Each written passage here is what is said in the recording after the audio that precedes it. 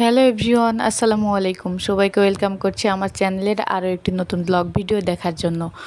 তো অনেক দিন পরে আমি আজকে ভিডিও আপলোড করব। ব্লগে আমি রেগুলার হতে পারতেছি না ইচ্ছা করেই, আর এই গরমের মধ্যে একদমই ভিডিও করতে ইচ্ছা করে না, ব্লগ বানাতেও একদমই মন চায় না। তো তারপরেও আজকে ভাবলাম যে একটা ব্লগ আপলোড করি। তো পিঠা বানালাম আজকে আমি। তো এটা হলো হৃদয়হরণ পিঠা। তো আপনারা পিঠার শেপ দেখেই বুঝতে পারতেছেন যে এর নাম হৃদয়হরণ কেন। তো হার্ট শেপের কারণেই মূলত এর নাম হৃদয়হরণ হয়েছে। তো ভিউয়ার্স, চলুন জেনে নেওয়া যাক পিঠা তৈরিতে কি কি উপকরণ লাগছে। তো প্রথমেই দেখিয়ে দিচ্ছি, এটা হলো ময়দা। ময়দা কিংবা আটা যে যেটা নিতে পারেন। আর লাগবে চিনি, দুধ, তারপরে লাগবে হচ্ছে ডিম, আর দারচিনি, এলাচ, তারপরে আরেকটা হচ্ছে কালো মশলা যেটা, লবণ, আর নারকেল বাটা, সাথে ঘি লাগবে। ঘি আপনারা ইচ্ছা করলে দিতেও পারেন, নাও দিতে পারেন। তো এটা হলো সামান্য একটু ফ্লেভারের জন্য, তো স্মেলটা যাতে ভালো আসে। তো এই পর্যায়ে আমি চুলাটা অন করে দিয়ে দুধটা বসিয়ে দিয়েছি। দুধ বসানোর কিছুক্ষণ পরেই আমি একটু লবণ দিয়ে দিলাম। তো লবণ দিয়ে চুলার আঁচটা আমি অল্প করে কমিয়ে দিয়েছি, কারণ বেশি হয়ে গেলে দুধটা পড়ে যেতে পারে। তো লবণ দেওয়ার পরে আমি এখন নেড়ে চেড়ে দিচ্ছি যাতে দুধের সাথে ভালোভাবে লবণটা মিশে যায়। তো এই পর্যায়ে আমার দুধটা ফুটে উঠেছে। তো এখন আমি এই ফুটন্ত দুধের মধ্যে দিয়ে দিব আটা। তো আটা দিয়ে আমি ভালোভাবে নেড়ে চেড়ে নিব। এই যে এখন আমি আটাটা দিয়ে দিচ্ছি। তো আমার এখানে আটা লেগেছে হচ্ছে 2 বাটির মতন, 2 কাপের মতন। তো আমি 1 কাপ আপনাদের সামনে দেখাইছি, তো পরে আমি আরও 1 কাপের মতন দিয়েছিলাম। তো এই পর্যায়ে আমি চুলাটা অফ করে দিয়েছি। তো এখন আমি আটার সাথে দুধের মিশ্রণটি ভালোভাবে আমি নেড়ে নিচ্ছিলাম, কারণ ভালোভাবে নাড়াচাড়া না করলে দেখা যাবে যে আটা বিভিন্ন জায়গায় দলা পেকে আছে। তো এই পর্যায়ে আমার আরও একটু আটা লাগছিল, তো আমি দিয়ে দিয়েছি। তো এখন আমি দিয়ে দিব ডিম। তো ডিম দিয়ে আর একটু ভালোভাবে নেড়ে চেড়ে নিব যাতে ডিমের সাথে আটাটা ভালোভাবে মিক্সড হয়। তো এই জন্য আমি একটা বাটিতে ঢেলে নেব, বাটি বলতে একটা গামলাতে ঢেলে নেব যাতে ভালোভাবে নাড়াচাড়া করা যায়। আর বড় ধরনের একটা থালায় বা প্লেটে হলে খুবই ভালো হয়, যেহেতু এটা অনেক গরম আর হাত দিয়ে গরম গরম থাকা অবস্থায় ময়ান করতে হবে। তো এটা হলো, এই পর্যায়ে আমি ঘি দিয়ে দিচ্ছি। ঘিটা আমি 1.5 চামচের মতন ব্যবহার করেছি। ঘি দিলে ফ্লেভারটা ভালো আসে, আর আটার ডোটাও অনেকটাই নরম সফট হয় আর ভালো লাগে, হাতের সাথে লেগে যাবে না। তো এই কারণে ঘি দেওয়া। তো আমি বড় একটা প্লেটে ঢেলে নিয়েছিলাম। তো এখানে আমি ভালোভাবে ময়ান করে নিয়েছি। তো এই পর্যায়ে আটা মিক্সড করার পর আমি দিয়ে দিচ্ছি হচ্ছে নারকেল বাটা। তো নারকেল বাটা ঠান্ডা হওয়ার পরপরই দেওয়া লাগবে, কারণ গরম অবস্থায় দেওয়া যাবে না, দিলে ভালোভাবে ময়ান করা যাবে না। তো আমি ভালোভাবে মেখে নিচ্ছিলাম, আর নারকেল থেকে অনেকটাই পানি ছেড়ে দিয়েছিল, যার কারণে আমার হাতটা পুরোটাই পানি পানি হয়ে গেছিলো। তো পরে আমি অল্প পরিমাণে একটু আটা নিয়েছিলাম হাতে। তো এই যে দেখুন, আমার আটা ময়ান করা একদম পারফেক্ট হয়েছে।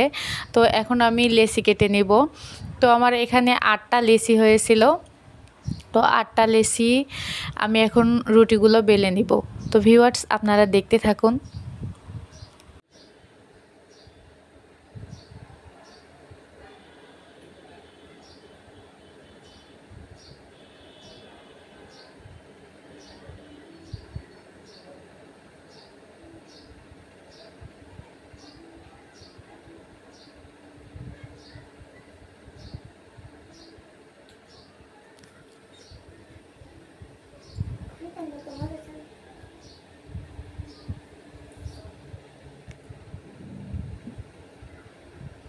এই তো আবারও ফিরে এলাম।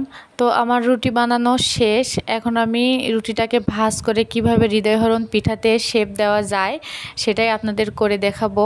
তো প্রথমে এরকম পাতলা সাইজের রুটি বেলে নিতে হবে, যাতে ওই পাশ থেকে হাত দেখা যায় এরকম করে। তো আমার রুটিটা একদম পারফেক্ট হয়েছে, একদম গোল হয়েছে।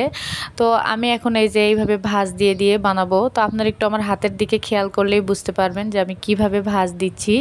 রুটির এই পাশ ওই পাশ করে আমি আস্তে আস্তে ভাঁজ দিয়ে নিচ্ছি।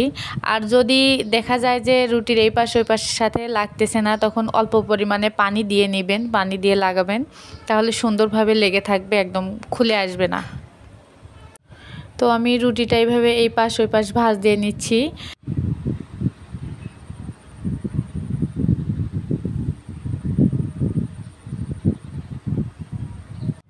এই পর্যায়ে আমার রুটি একদম ভাজ দেওয়া পারফেক্ট হয়েছে।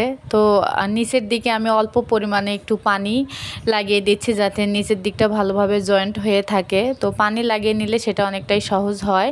তো আপনারা আমার হাতের দিকে খেয়াল করলেই বুঝতে পারবেন যে আমি কিভাবে এটা জয়েন্ট করতেছি। তো উপরের দিকে পানি, হাতের সাথে অল্প একটু পানি ছিল যার কারণে রুটিটা লেগে যাচ্ছিল হাতে। তো পরে অবশ্য ছেড়ে দিয়েছে, সুন্দরভাবে আমি লাগিয়ে নিয়েছি। তো দেখুন কত সুন্দর হার্ট শেপ হয়েছে, দেখলেই পিঠাটা দেখলেই ভালোবাসার কথা মনে পড়ে। তো যাই হোক, আপনারা দেখুন কত সুন্দরভাবে হয়েছে। তো আপনারা বাসায় অবশ্যই একবার ট্রাই করে দেখবেন। আর হ্যাঁ, আমার চ্যানেল যারা সাবস্ক্রাইব করেননি এখনও, প্লিজ অবশ্যই আমার চ্যানেলটিকে সাবস্ক্রাইব করবেন। আর যারা অলরেডি সাবস্ক্রাইব করেছেন তাদেরকে অসংখ্য ধন্যবাদ। তো এই পর্যায়ে আমার কথা বলতে বলতে আমার পিঠা বানানো শেষ। তো সবগুলো পিঠা বানানোর শেষে আমি চিনির যে শিরাটা থাকে দেওয়া লাগবে, তো সেটা আমি বানিয়ে নিব। তো প্রথমেই আমি 1 কাপের মতন চিনি নিয়ে নিয়েছিলাম আর মশলা যেগুলো লাগে সবগুলো দিয়ে দিয়েছি। দিয়ে আমি পানি দিয়ে অল্প করে চুলার ফ্লেম দিয়ে দিয়েছি। তো এখন আমি কড়াইয়ে তেল দিয়ে দিয়েছি। তো তেলটা গরম হয়ে এলে তার মধ্যে আমি পিঠাটা ছেড়ে দিব। এই তো আমার সবগুলো পিঠা বানানো শেষ। তো ক্যামেরায় কেমন যেন লাগতেছিল, ফাইনালি দেখতে অনেক সুন্দর হয়েছে। আমি যতটুকু পেরেছি চেষ্টা করেছি। তো এর আগেও অনেকবার বানিয়েছি, বাসায় ট্রাই করেছি, তো কখনো শেয়ার করা হয় নাই। তো এখন যেহেতু আমার চ্যানেল আছে তো ভাবলাম আমার ভিউয়ার্সদের সাথে শেয়ার করি। তো আপনারা ভালো লাগলে অবশ্যই আমার ভিডিওটিতে একটা লাইক দিবেন। তো এখন আমি পিঠাগুলো ভেজে নিচ্ছি।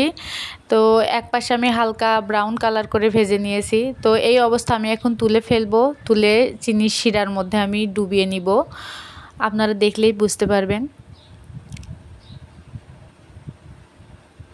তো এখন আমি চিনির শিরার মধ্যে ডুবিয়ে নিচ্ছি পিঠা একটা একটা করে দিয়ে। তো এপাশ ওপাশ করে ওলটপালট করে দিতে হবে যাতে দুই পাশই সমানভাবে ভিজে একদম মুসমুসে থাকে, মুসমুসে একটা ভাব থাকে। এই পর্যায়ে তুলে নিতে হবে, একদমই যে গলে যাবে এরকম করে খেলে আমার মনে হয় না এই পিঠাটা অত ভালো লাগে। তো আমার কাছে হালকা ক্রিসপি ভাব থাকে, ওটাই ভালো লাগে। তো এই তো আমার পিঠার ফাইনাল লুক, মাশাআল্লাহ দেখতে অনেক সুন্দর হয়েছে।